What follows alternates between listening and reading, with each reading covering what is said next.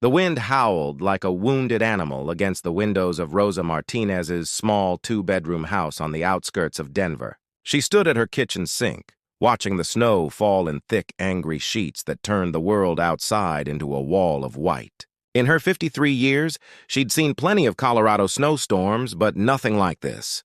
The weather reports had called it a historic blizzard, the kind that made highways disappear and stranded travelers miles from anywhere safe. Rosa dried her hands on her apron, the same floral one she wore every day to work at the Grandview estate, where she'd spent the last 20 years scrubbing floors and changing sheets for people who barely knew her name. Tonight was supposed to be her evening off, a rare chance to rest her aching knees and watch her telenovelas in peace. But as she looked out at the storm, something stirred in her chest. A feeling she couldn't ignore, a whisper that told her to look beyond her own comfort. She grabbed her heavy coat and walked to her front door, peering through the small window. That's when she saw them. Headlights cutting through the blizzard, moving slowly, desperately, along the rural road that ran past her property.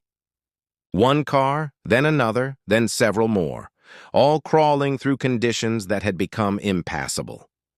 Her street was the last exit before a 15-mile stretch of highway with no shelter, no gas stations, nothing but open prairie where people could freeze to death in their vehicles before morning.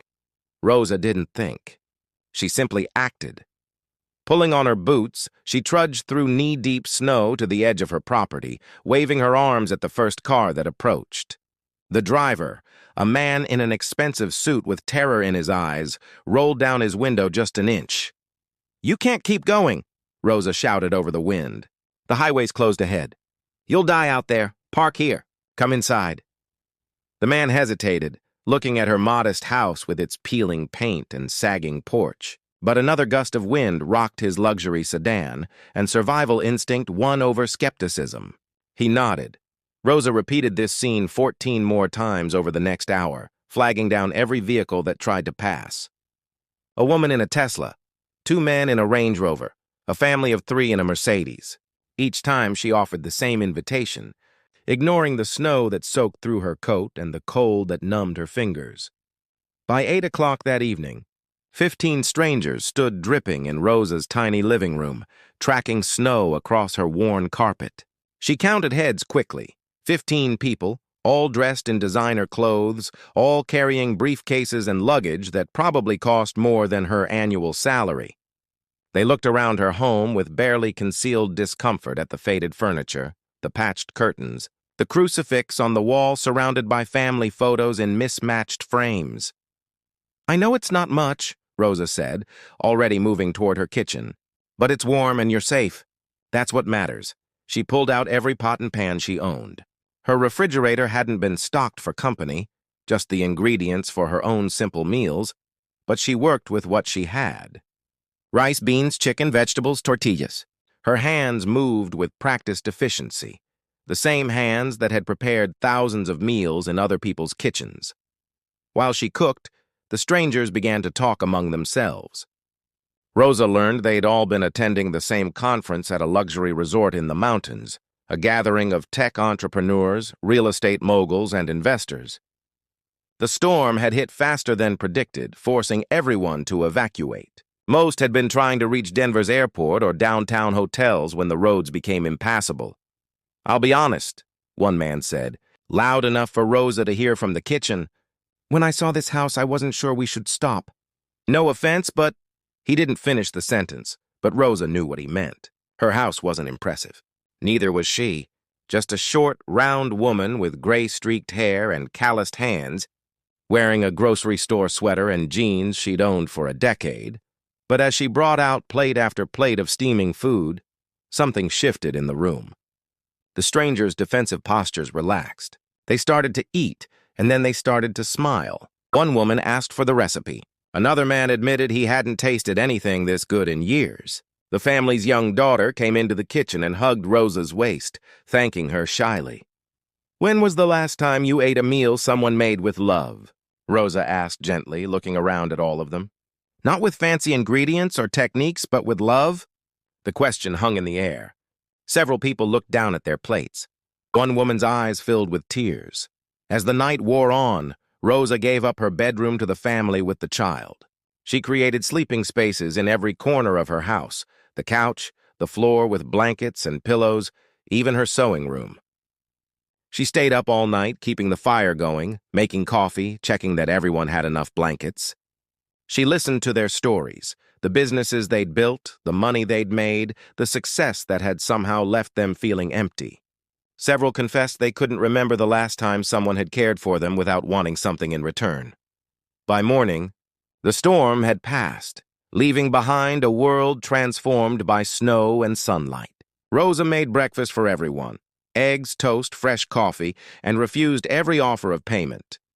"You don't owe me anything," she said firmly. "This is just what people do. What people should do." The 15 millionaires left one by one, exchanging phone numbers, promising to stay in touch with each other and with Rosa. She waved goodbye from her porch, relieved to have her little house back to herself, already thinking about the nap she'd take after cleaning up. But the next morning, Rosa's doorbell rang at dawn. She opened the door in her bathrobe and froze. Her entire street was lined with cars. Not 15, 135 vehicles stretched as far as she could see. Luxury sedans, SUVs, trucks, even a few sports cars, all parked neatly along both sides of the road. And standing in her front yard were the 15 people she'd sheltered, along with what looked like an army of contractors, designers, and workers. "Miss Rosa," the first man who'd stopped at her house stepped forward, his voice thick with emotion. "We made some calls last night. Every one of us. We called our friends, our business partners, our families. We told them what you did for us." A woman Rosa recognized stepped forward, holding blueprints. "We're going to renovate your house, top to bottom. New roof, new windows, new everything. But we're not changing what makes it a home. We're just making sure it's as strong and beautiful as the woman who lives in it." Another man gestured to a truck full of supplies. "New furniture, new appliances, anything you need." The woman whose daughter had hugged Rosa spoke next, tears streaming down her face. "We've also set up a trust fund. You'll never have to worry about money again. You'll never have to scrub anyone's floors unless you choose to." Rosa stood speechless, gripping the door frame. This couldn't be real. Things like this didn't happen to people like her, but it was real. Over the next 6 weeks, her house was transformed. They honored her wishes to keep her family photos, her crucifix, the things that mattered. But they gave her a home that would last, that would be comfortable, that would reflect the size of her heart rather than the size of her bank account. More than that, the 15 millionaires stayed in touch. They became friends, real friends. They visited for holidays. They asked her advice. Several made major changes in their lives, remembering what they'd learned in that small house during the storm, that kindness is currency that never loses value, that generosity multiplies when shared, and that sometimes the richest people are the ones with the least. Rosa Martinez went back to work at the Grandview estate, but now she arrived in a reliable new car and left each day knowing she'd never face hardship alone. The people she'd saved had saved her right back, not because they owed her, but because she'd reminded them of something they'd forgotten in their pursuit of success, that we're all just people in a storm. And the only thing that truly matters is whether we open our door.